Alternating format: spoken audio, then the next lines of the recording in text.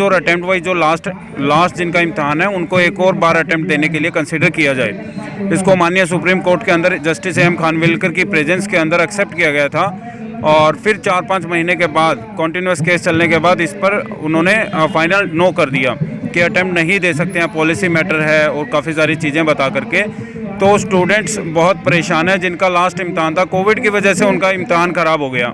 अच्छी खासी प्रिपरेशन बच्चे करते हैं यूपीएससी के, जो अपना मतलब 10-10 साल से पढ़ाई कर रहे थे, तो कोविड की चपेट में आने से बहुत सारे लोग बेड पर थे, नर्सेज थे, फ्रंटलाइन वर्कर्स थे, वो अपना ड्यूटी कर रहे थे, काम कर रहे थे। तो उनका लास्ट इम्तहान जो था जिसमें उन्हें बेस्ट देना था वो बेस्ट अपना दे नहीं पाए। तो सरकार ने इस चीज़ को उस टाइम पर तो एक्नॉलेज किया कि हाँ आपको एक और अटैम्प्ट देने के लिए हम कंसिडर कर लेंगे और जब नोटिफिकेशन आएगा तो इस चीज़ को बखूबी ध्यान में भी रखा जाएगा। It was said by the Aman Lekhi sir, जो कि यूपीएससी के रिस्पोंडेंट थे इसमें। Mister Tushar Mehta also said that we won't be taking adversarial stand, हम लोग कोई भी विपरीत स्टैंड नहीं लेंगे और आप ही के पक्ष में जो है इसका फाइनल डिसीजन रहेगा। तो ये सारी चीज़ें होने के बाद इन बच्चों को आज प्रोटेस्ट के लिए जंतर मंतर पर बैठना पड़ रहा है। हंगर स्ट्राइक पर हम लोग हैं, कल से हम लोग हंगर स्ट्राइक पर हैं और जब तक रहेंगे जब तक कि हमें अटेम्प्ट नहीं मिल जाता। और ये जस्टिस होना चाहिए इसमें सभी स्टूडेंट। किसी से बात हुई, मंत्री वगैरह किसी से बात हुई आपकी? काफ़ी एमपी से मिले हैं, एमपी यहाँ पे भी आते हैं जब हम भूख हड़ताल पे हैं यहाँ पर, तो अभी आए भी थे और उन लोगों ने भी लेटर लिखा है। डॉक्टर जितेंद्र सिंह जो कि डीओपीटी के हेड हैं उनको लेटर भेजे हैं ताकि वो इस चीज़ को संज्ञान में लें और बच्चों के साथ जस्टिस किया जाए। कितने बच्चे हैं इसमें? इसमें करीब 25,000 के आसपास बच्चे हैं जो 2020 और 2021 की कोविड वेव से अफेक्टेड थे। सर 20,000 25,000 आप बता रहे हैं, लेकिन आप यहाँ संख्या में सिर्फ आप 4 लोग दिखाई दे रहे हैं और सारे बच्चे को और सारे बच्चे क्या है कि ये मूवमेंट चल रहा है करीब 14 महीने से। अभी 28 नवंबर को जब प्रोटेस्ट था तो उसमें करीब 400 के आसपास बच्चे यहाँ पर प्रेजेंट थे।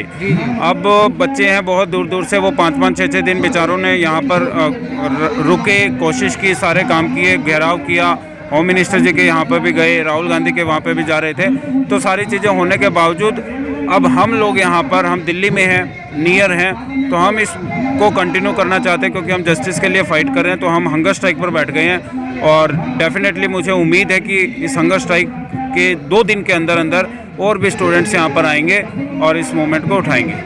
मैम आप क्या कहना चाहेंगी सरकार से? आप क्या उम्मीद है, क्योंकि सरकार जो है वो इस देश में कहती है कि बेटी बचाओ बेटी पढ़ाओ, बेटियां पढ़ रही हैं लेकिन बेटियों को कुछ मिल नहीं रहा है।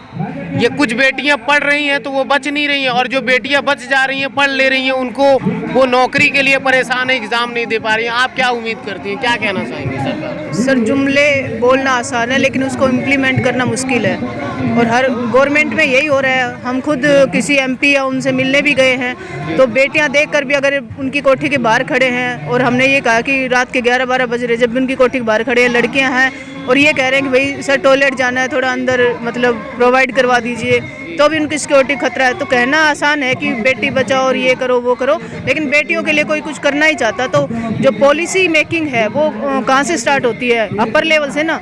आज तक इंदिरा गांधी प्रधानमंत्री बनी वो क्योंकि जवाहरलाल नेहरू की बेटी थी, क्या लोअर लेवल से कोई उठ के ऊपर गई? ऐसे ही IAS IPS में रिजर्वेशन क्या आज तक वुमेन के लिए हो पाया?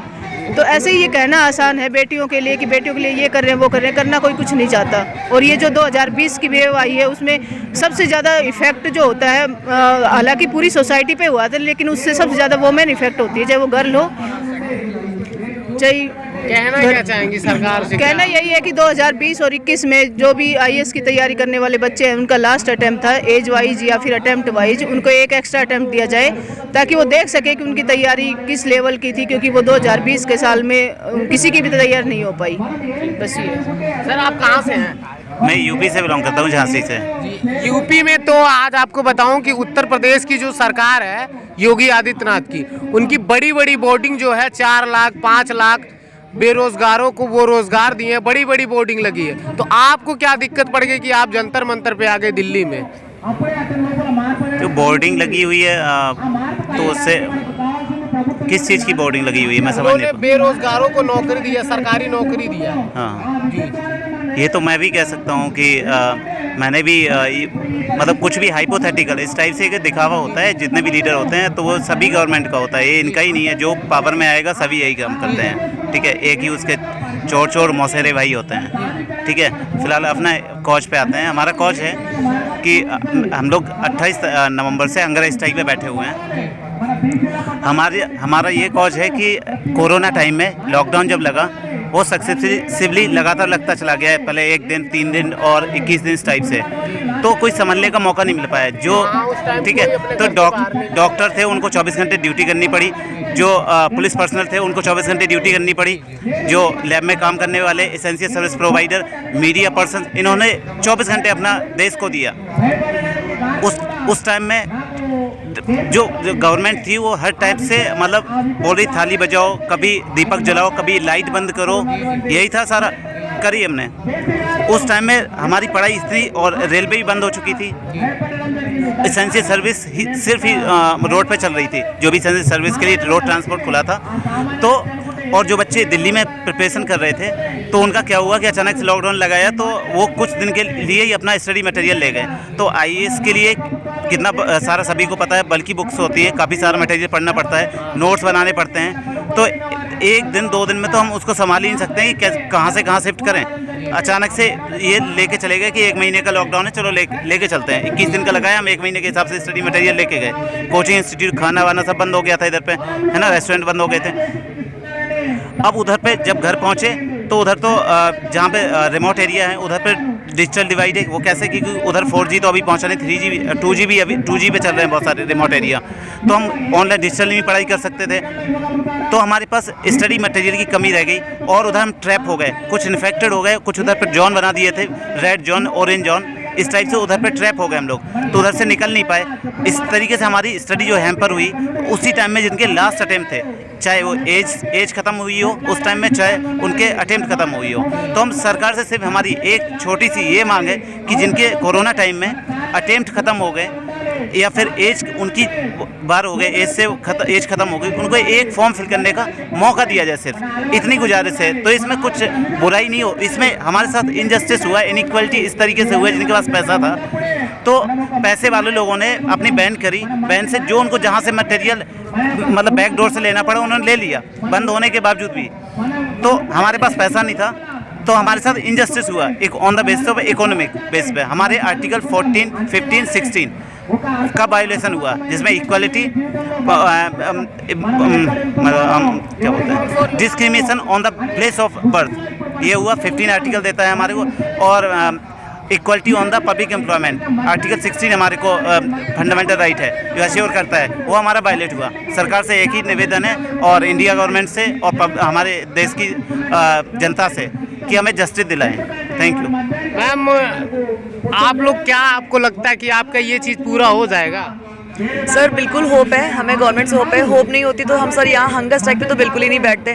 हमने जो हंगर स्ट्राइक का जो स्टेप लिया है ये सर बहुत बड़ा चीज़ है, क्योंकि हंगर स्ट्राइक में बैठना एक अपने आप में ही एक बहुत बड़ी चीज़ है। और मुझे लगता है कि हमारी जो डिमांड है बिल्कुल गवर्नमेंट से जेन्युइन डिमांड है। इसमें गवर्नमेंट को देने में कुछ नुकसान नहीं उनका, सिर्फ हम क्योंकि फॉर्म फिलअप करने के लिए कह रहे हैं कि हमें सर एक बैठने का मौका पेपर में दिया जाए, जिससे हम अपना सेटिस्फेक्शन कर लें कि हमने, क्योंकि सर इसमें देखिए सबको पता है ये ऑल ओवर इंडिया का सबसे टफेस्ट पेपर है। इस पेपर को तैयारी में 5 से 6 साल लोग बैक तैयारी करते हैं। लास्ट मोमेंट में आके कोविड की वजह से, जो कि महामारी 100 सालों में एक बार आती है, ये किसी की पर्सनल चीज़ें नहीं है, किसी के घर का अपना नहीं है, जो चीज़ें बीमारी आई और वो वर्ल्ड में सब लोग झेले, इसमें इफेक्ट जो चीज़ें हो गई ना, इसमें हमारा कैरियर लॉस हो गया। हमारी कैरियर की वजह से हमारी पूरी लाइफ डिस्ट्रॉय, बोलो घर की फैमिली डिस्ट्रॉय हो रही है, हमारा पूरा लाइफ का कैरियर डिस्ट्रॉय हो गया। इसमें पूरा बहुत डिस्टर्ब हो रहा है, मतलब जो चीज़ें प्लान करके रखी थी ना वो पूरा ख़त्म हो गया है, पूरी चीज़ें फिनिश हो गई हैं, कैरियर बिल्कुल डिस्ट्रॉय हो चुका है। जो पढ़ाई 5-6 साल से कर रहे थे वो मेहनत पानी में आके फिर गई सिर्फ कोविड की वजह से। तो मेरे को लगता है गवर्नमेंट को ये एक नॉर्मल फॉर्म भरवा देने में, एक अटेम्प्ट दे देने में उनको कोई प्रॉब्लम नहीं है, उनको कोई दिक्कत नहीं है। वो हमारी जेन्युइन डिमांड है और गवर्नमेंट हमारा पक्का सुनेगी। वो जैसे कि लखनऊ में और दिल्ली में किसी मंत्री या किसी के घर पे और किसी ऑफिस पे आप लोग गए कुछ देने के लिए? नहीं सर, ज्ञापन दिए आप लोग कहीं पे?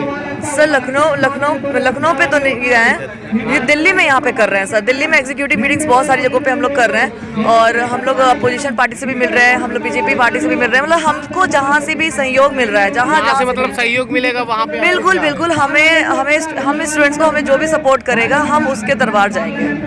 बहुत बहुत धन्यवाद।